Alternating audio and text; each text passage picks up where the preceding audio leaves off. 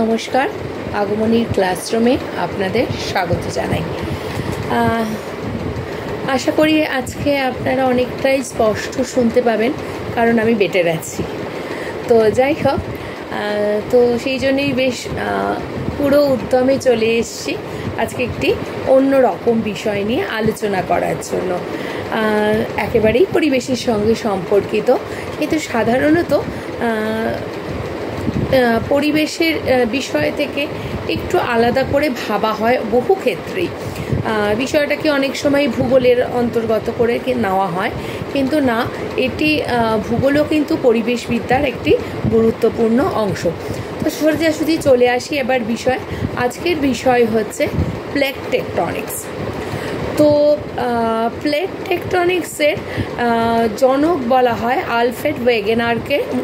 তিনি continental drift শব্দটি 1912 খ্রিস্টাব্দে প্রবর্তন করেছেন, কিন্তু উনি কিন্তু তখন প্লেট টেকটনিক্সের থিওরিটা এক্স্যাক্ট বলে যেতে পারেননি, কিন্তু তবু যেহেতু উনি এটার সূত্রপাত করে দিয়েছিলেন, তাই ওনাকেই কিন্তু এর জনক বলা হয়। তারপর 50 বছর ধরে বহু ভৌগোলিক বা বহু বিজ্ঞানী এই বিষয়টার ওপর আলোচনা করে আলোকপাত করে কিন্তু এই প্লেট টেকটনিক্স বিষয়টার ওপর এসেছেন। এবার আসি প্লেট টেকটনিক্স থিওরি কি। তো আর্থ সায়েন্স বলছে প্লেট টেকটনিক্স থিওরি হচ্ছে যে জিওলজিক প্লেটের মুভমেন্ট, যেটার দ্বারা কি হয় না, পাহাড় তৈরি হওয়া বা আগ্নেয়গিরির অগ্ন্যুৎপাত, ভূমিকম্প, এই ধরনের বিষয়গুলো কিন্তু উঠে আসতে পারে আমাদের সামনে। তো স্বাভাবিকভাবেই আমরা বলতে পারি যে তার মানে প্লেট টেকটনিক্সের ক্ষেত্রে কিন্তু একটা তাপের বিষয় আসে, অর্থাৎ ভীষণ পরিমাণ কিন্তু তাপ উৎপাদিত হয় এই প্লেট মুভমেন্টের সময়। তো এইবার চলে আসি যে এগুলো আমাদের কি সর্বত্রই দেখা যায়?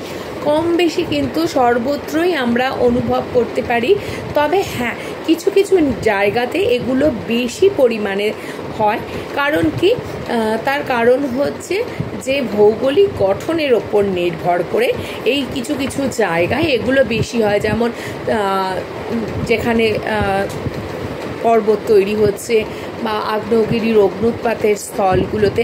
আদারওয়াইজ আমরাও টুকটাক ভূমিকম্প অনুভব করে থাকি। তো কিছুটা হয়তো অন্যান্য কারণে হচ্ছে, আবার কিছু কিন্তু এই প্লেট টেকটনিক্স থিওরি যেটা বলছে সেই অনুযায়ী হচ্ছে প্লেটের মুভমেন্টের দরুনও কিন্তু এটা হতে পারে।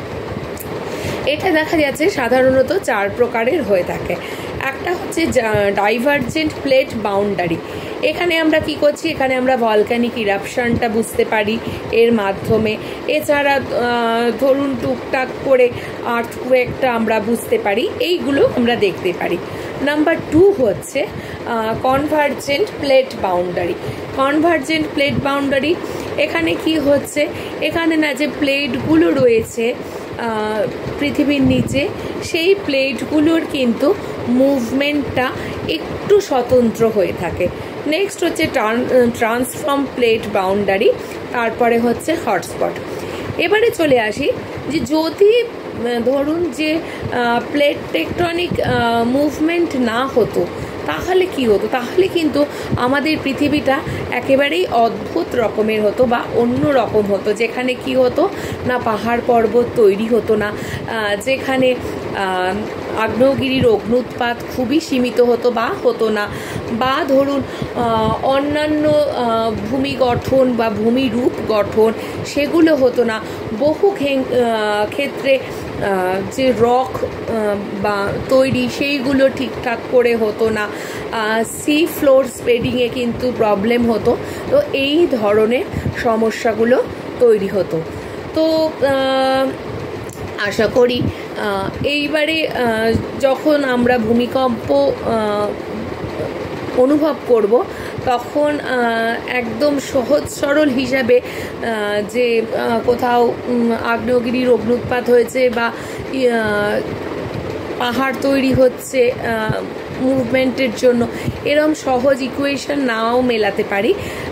আমরা একটু ভাবতেই পারি যে হয়তো প্লেট টেকটনিক্স মুভমেন্টের জন্য বা C4 স্প্রেডিংয়ের জন্যও কিন্তু হতে পারে। তো আজকের বিষয়টা যদি আপনাদের ভালো লেগে থাকে লাইক করবেন, কমেন্ট করবেন, শেয়ার করবেন, আর অবশ্যই যারা নতুন চ্যানেলটাকে প্লিজ সাবস্ক্রাইব করে দেখবেন।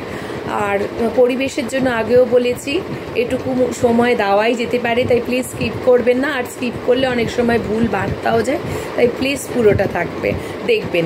সুতরাং ভালো থাকুন, সুস্থ থাকুন, আজকের জন্য এটুকুই। নমস্কার।